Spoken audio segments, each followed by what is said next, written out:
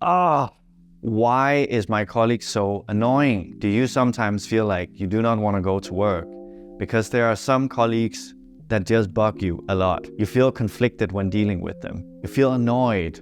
Everything they seem to do seems wrong. And every time you talk to them, it seems like it ends up in conflict. How do you resolve those? And how do you manage conflict so it actually makes a difference? That is what I'm going to teach you today. As a leader, it is your responsibility to resolve conflict that may happen in your team, ensuring that you resolve the disputes so it ends up in a more positive working relationship that ends up being more productive going forward. But how do you do that?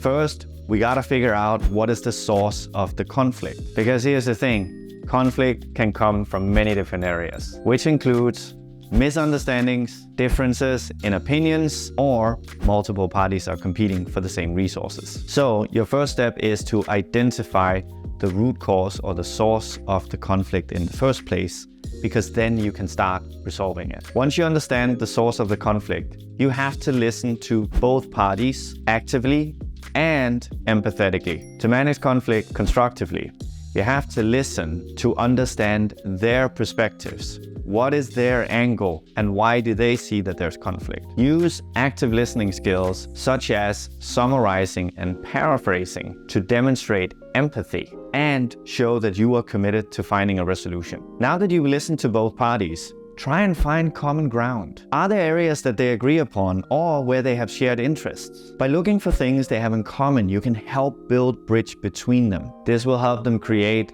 and establish a foundation of mutual understanding and respect in order to move forward. Once you've found the common ground, now you can start moving on to focusing on the problem itself. Always focus on the problem, not the person. It's like we also say in football or soccer. Focus on the ball, not the man. It is important when you're managing conflict that you focus on what matters, because it's also important for the parties involved. They may start focusing on the individuals or the person instead of the problem itself. So your job as a leader is to make sure that both parties get dragged back to focus on the problem and not the person. Avoid personal attacks and criticism, and instead focus on finding a resolution that tackles the matter at hand. Lastly, you must be willing to compromise. Because here's the thing, both parties would want their outcome to be the only outcome here.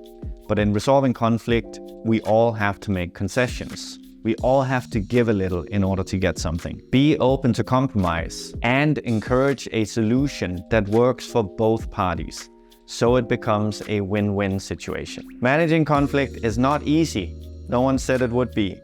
But it's part of being a leader, and it's part of you becoming a successful leader going forward. Helping solve conflict can help to strengthen your team and the organization you work in, as well as build a more positive culture. Remember, your job as a leader is to be calm and be the voice of reason, even though that's hard at times. Listen more than you speak and find common ground. Thank you for sticking with me.